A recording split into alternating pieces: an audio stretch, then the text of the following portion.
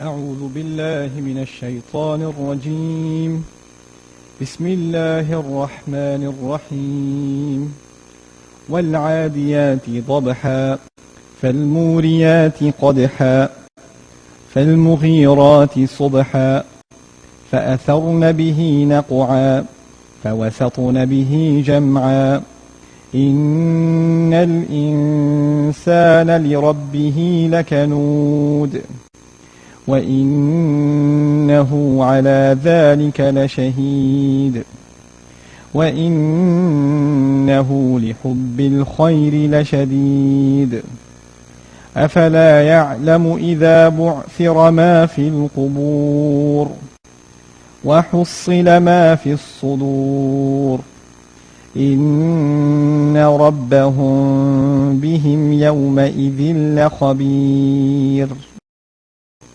I want to start by saying that this surah is one of my favorites in the Quran when it comes to exploring the incredible logic of the Quran and the way in which the beautiful, creative way in which Allah sets up an argument. You know, the message of the Quran is very straightforward, very simple. But the power of the Quran is not just in what it says, but in how it says it.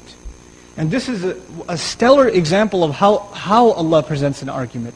How He sets up the mind of the listener in conveying a message to them in a powerful way. What we're going to learn in this surah, inshallah ta'ala, is the attitude of the human being, the greed of the human being, the carelessness and the heedlessness of the human being, and the things he does on this earth without fear of any consequence. The human being does things on this earth without caring what is going to be the result of this. I'm not going to get caught, so I don't care. Now, وَالْعَادِيَاتِ ضَبْحًا. Allah is taking an oath. And He says, I swear by al-adiyat. The word adiyah, in Arabic, it comes from the word adu, which means to have animosity. But adi, the masculine form, is used for someone who's running in battle against the enemy. You know, in battle, there's one thing you're preparing for the enemy, or your enemies. But when you're actually running towards your enemy, and you know when somebody's running towards the enemy, they don't look left or right, they don't care about anything else. All they care about is, I'm going to kill that guy over there. They're charging towards him. Now that's the form of the word that's been used, وَالْعَادِيَاتِ. I swear by battle horses that are marching forward with animosity. That's what Allah swears by. So Allah is not swearing by horses that are males, He's actually swearing by mares, female horses. Why? Because they used to be faster in battle. The Arabs used to prefer the female horse over the male horse. So already this is not just any car, this is the exotic car. Right? This is the faster one. And it's headed right into battle. This is an action scene from the very beginning. Then Allah adds the ha'al dabha. أقسمه, this is Baydawi rahimahullah. He says, اعلم أن الضبح أصوات أنفاس الخيل إذا عدت. You should know the word dabha at the end is describing, you should know it's describing أنفاس الخيل, the breath, the panting of the horse when it's engaged in aggressive motion.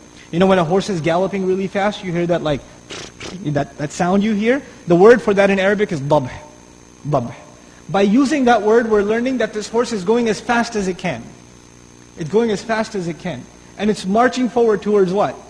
An enemy. How do we know there's an enemy ahead? Because of what word? وَالْعَادِيَاتِ. Now we come to the next ayah, فَالْمُورِيَاتِ قَدْحًا. The other thing we learn here about the word, these muriyat, is that as they are running, the word ira, from which muriyat comes, is a description, it's an adjective for these horses. Ira is to cause sparks to fly when you strike something. So Allah is saying these horses are causing fires. These horses are creators of fire as they are galloping. What does that mean? You know the horse is running really fast, and it's got a horseshoe on, which is metal. And it strikes on the rock as it's running. And what happens every time the rock strikes? Sparks are flying. So they're basically creating a fire as they run. It's like that's added intensity to the scene. Right? They're literally blazing a trail behind them. Now, فَالْمُورِيَاتِ. Then is the word qadha. Qadh in Arabic is a violent strike that is very loud. The word qadha implies they're very loud gallops. Every strike is very, very loud and violent. So now this rider who is captured in the image of this surah, the horse was already running fast. It was already panting. And now as he's riding it, he looks down, what does he see? He sees these sparks flying. The scene got even more intense. Just try to picture this scene of these horses. Just a small, adiyat by the way, jam'u qillah. So it's a small bunch of horses, less than 10. So it's a small group of bandits, if you will, very few, and they're marching forward and these sparks are flying. Then he says, فَالْمُغِيرَاتِ صُبْحًا. Then the next scene, مُغِيرات. يغير أهلها على العدو ضبحا أي في وقته. Let's take the meaning one at a time. We'll go to Al-Baydawi rahimahullah. They take their riders right on top of the enemy. Ighara in Arabic means to ambush. That's from the word mughirat. It means to ambush. So we're learning these horses now. First they were marching and galloping forward, but in the next ayah, they've already reached the enemy and it's time to ambush the enemy. So they're at the point of contact. Ighara, to ambush or to attack the enemy or to be right on top of him. And by using that for the horses, what we're learning is the horses delivered the rider, who's the actual ahl of the horse, the actual rider, the owner of the horse. They took him right on top of the enemy. So the enemy is like on the ground, and this guy's with a spear above him, literally hovering over him. And that's the image captured by the word al-mughirat. Now, فَالْمُغِيرَاتِ صُبْحًا. They ambushed the enemy at what time? Subh. The word ighara is used when you go against the enemy, when this band goes against the enemy with the intent to kill. أو أسر أو نهب. Or to attack them secretly, or to rob them and pillage them. Allah attributed ighara as a noun to them. When a noun is used in Arabic, it means whatever you're talking about is known for that quality. So what we're saying then is the horses are known for running really fast. They are known that whenever they run, sparks fly. And they are known, these horses are known for being bandits and attacking the enemy. And they are also famous for doing that at what time?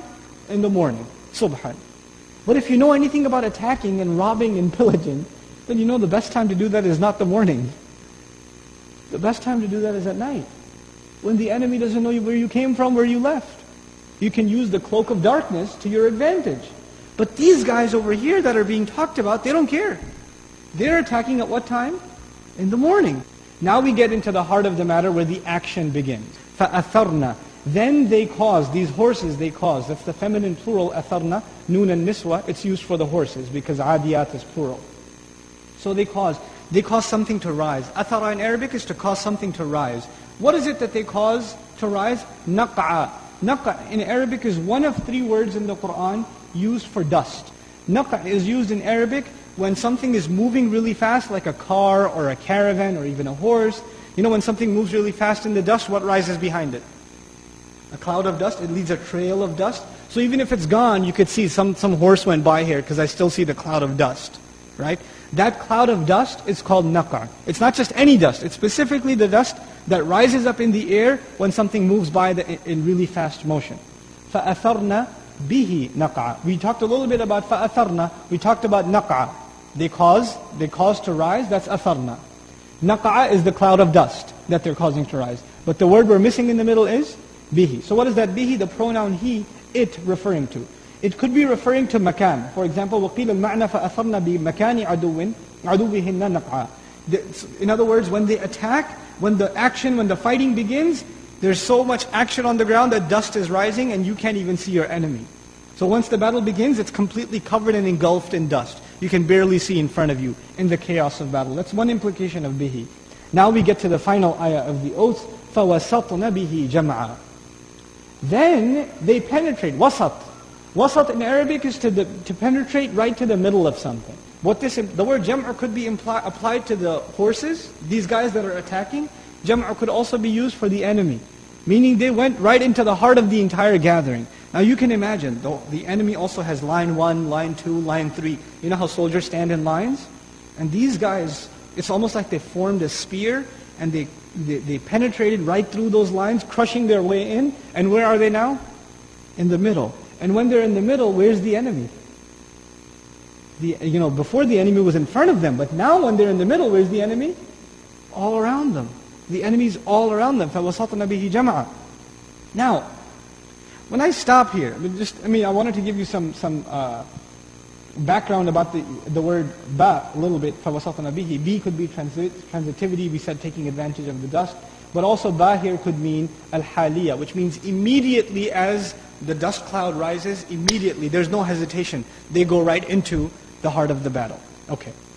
Now it's a climactic moment. You want to know what happened next. That's what you want to know really badly. Now at that point, Allah says what He wanted to say all along.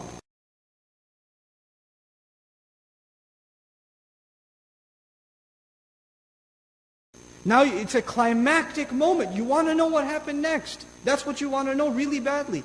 Now at that point, Allah says what He wanted to say all along. Allah says, إِنَّ الْإِنسَانَ لِرَبِّهِ لَكَنُودٌ. No doubt the human being is truly disloyal to his master. Allah says the human being is not loyal to his master at all, for sure. SubhanAllah. We find a Shawkani commenting, Qanud also means cutting apart, to disassociate, to separate. Meaning the human being separates himself from the mastery and the slavery to Allah. He disassociates himself. This is a special type of ingrate, Qanud. First of all, this is sighatul mubalagha, so it's extremely ungrateful. It's not just ungrateful, it's extremely ungrateful. How do we know that? Because of the wow. In Qanud, this is sighatul mubalagha, okay? One who remembers and makes only mention of the problems and complaints and never makes mention of favors. That's the kind of person that's called Qanud. So Allah Azza wa Jalla says, إِنَّ الْإِنسَانَ لِرَبِّهِ لَكَنُودٌ. Especially when it comes to his master, he is extremely ungrateful. Extremely, the word Qanud also includes disloyal, has no loyalty. وَإِنَّهُ عَلَى ذَلِكَ لَشَهِيدٌ. And there is no doubt that he, meaning the human being, especially when it comes to that, is truly a witness. Shaheed is sifa mushabbaha, and this is what we say something happening all the time. So the human being is a witness to his disloyalty when? All the time. It's not just one occasion. It's not just one scene that was just described. For this scene, he was shahid. But now that he's come to this realization, he himself is a witness against himself all the time. All the time. The biggest testimony against you is your own self. Allah captures this in another place in the Quran. He says, بَلِ الْإِنسَانُ عَلَى نَفْسِهِ بَصِيرًا وَلَوْ أَلْقَى مَعَاذِيرًا. No, the human being is in full view against his own self, even if he makes excuses. Then Allah goes further. Incredible ayah. وَإِنَّهُ لِحُبِّ الْخَيْرِ لَشَدِيدٌ. First of all, li in Arabic is used for li ajl. It's harf ajl. It's the purpose. It's a word that gives purpose. Allah did not say for wealth. His love is intense. The word for is not used with wealth. The word for is used with love. إِنَّهُ li hub. Not lil khayr, but li hub. Li hubbil khayr. For the love of wealth, he is severe. He's intense. What does that mean? The word hub, if you look at the linguistic meaning in the Arabic language, we find as follows. The word hub means that it is defined as a perception of something desirable and one engaged in relentless pursuit of it. Hub in Arabic is defined when you see something, you think it's very good for you. And then you do whatever you can to get it. When you're doing that, it is said you love it. So now, the word love of what? In the ayah, love of what? Hubbul khayr. Khayr in Arabic means good. But every mufassir says, khayr in this ayah means mal, wealth. So why not say lihubbil mal? Why say what? Lihubbil khayr. Instead of saying the love of wealth. For the love of wealth, he's severe in his love of wealth, and for the sake of it, for the sake of keeping that love alive, he's tough, he's shadeed, and he's unflinching. And shadda in Arabic is to tie a rope also, so he's tied up in it.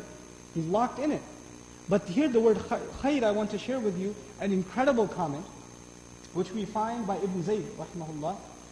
سَمَّ اللَّهُ الْمَالِ خَيْرًا. Allah named mal, wealth, in this ayah as khayr, as good. وَعَسَىٰ أَن يَكُونَ شَرًّا. And it could be that it's bad. Isn't that true? Wealth could be good and wealth could also be bad. So how come? وَلَكِنَّ النَّاسِ يَجِدُونَهُ خَيْرًا فَسَمَّاهُ خَيْرًا. It's because people always think of wealth as what? Good. So Allah called it good because Allah is basically translating the mentality of the kafir. For the kafir, there's no difference between wealth and good. Oh, you think that's good? Basically, what we're learning here is Allah Azza wa Jalla is being sarcastic. Oh, this is what you think is good? This is what you have so much love for and it's so intense for you? For the sake of preserving that love, you are so bent upon it and so intense? SubhanAllah. إِنَّهُ لِحُبِّ الْخَيْرِ لَشَدِيدٌ. SubhanAllah. أَفَلَا يَعْلَمُ? Allah poses a question. Does he not already know? Does he then not know? إِذَا بُعْثِرَ مَا فِي الْقُبُورِ. When? Does he not know of the time when whatever is in the graves will be not just turned upside down or brought out, Ba'thara in Arabic is a compilation, according to Raghib al-Asfahani, of ba'atha and a'thara. There are two words in Arabic that come together and make the ruba'i ba'thara. What the verb means is, you know how you have a box full of stuff and you stick your hand in it to find something? And you're throwing everything around until you find that one thing you were looking for? To basically turn things upside down to pull something out. Allah uses that verb for what's going to happen in the graves. أَفَلَا يَعْلَمُ إِذَا بُعْثِرَ مَا فِي الْقُبُورِ Like you're going to be yanked out of your graves like junk out of a box. SubhanAllah. Doesn't he know of the time when whatever's in the graves will be yanked out like this and pulled out from deep within? He said, well, doesn't he know when everything in the graves will come out? And then he says, SubhanAllah, how he completes the subject from Surah Al-Zilzal. وَحُصِّلَ مَا فِي الصُّدُورِ حُصِّلَ أو جُمِعَ مُحَصَّلًا في الصحف أو مُيِّزًا ما في الصدور من خير أو شر. The word tahsil in Arabic, حُصِّلَ, rough translation, whatever is in the chest will be brought out. That's how it's commonly translated. But tahsil in Arabic means to peel and extract something. From like you know how banana, you peel it and you take the banana out. Now imagine like you have mango or other fruits. You peel them, you get the inside, the meat of it, the mush that you really want, and you put it together and you pile it up together. Allah uses that word for what's in the chest. Everything will be scraped out of the chest. Like the chest will be peeled off and everything on the inside will be scraped out. If you remember something about the last surah, we studied فَمَنْ يَعْمَلْ مِثْقَالَ ذَرَّةٍ شَرًّا يَرَهُ وَمَنْ يَعْمَلْ مِثْقَالَ ذَرَّةٍ خَيْرًا يَرَهُ. The previous surah mentioned the smallest deed, amal. مَنْ يَعْمَلْ amal. But actions are not in the chest. What's in the chest? This ayah is about the chest, right? The last ayah mentioned the smallest deed. And this ayah is going even further. Not even a deed, what you are hiding inside. And what are we hiding inside? The surah already mentions hubbul khair. The human being is hiding what inside? First of all, he's hiding a testimony of his disloyalty to Allah. That's what is in the chest already now. The other thing he's hiding is the love of wealth. The love of wealth. And this will be scraped out of him. So the previous ayah mentioned amal, and this surah mentions what's in the chest, the intent, the motives, the testimony on the inside, subhanAllah, completing the picture. Now you can say, إِنَّ رَبَّهُمْ بِهِمْ يَوْمَئِذٍ لَخَبِيرٌ. There is no doubt, their master, especially in regards to them, meaning these kuffar, who think there's nobody watching them, nobody knows what's in their heart, nobody knows what they did. Especially in regards to them. Why did I say especially? Because bihim is muqaddam. We don't say inna rabbahum yawma idhin la khabirun bihim. If bihim was at the end, I wouldn't say the word especially. But this is ikhtisas, لأنه يقدم. Right? So inna rabbahum bihim yawma idhin la khabir. Their master, no doubt, especially in regards to them, on that day, he will especially have khabar of them. He will be khabir of them. Fully aware. Fully knowledgeable. The word khabir, rhetorically in the Arabic language, is more powerful than alim. To be fully aware of the reality of something in every one of its details, inside and out. Why is that word more appropriate in this case? It's more appropriate because now we've come to the point where not only does Allah know what's on the outside, but also what's on the inside. We conclude this surah with a discourse on how the beginning of its rhetoric is tied to its end. The surah begins with the carefree who pillages and robs and is not worried about the consequence. Who doesn't think anybody knows what's going on. Nobody knows what happened here. Nobody will keep record. But the surah ends with someone who had full news and is fully aware with every last detail on what he did on the outside and what he's keeping on the inside. إِنَّ رَبَّهُمْ بِهِمْ يَوْمَئِذٍ لَخَبِيرٌ بارك الله لي ولكم في القرآن الحكيم ونفعني وإياكم بالآيات والذكر الحكيم والسلام عليكم ورحمة الله وبركاته.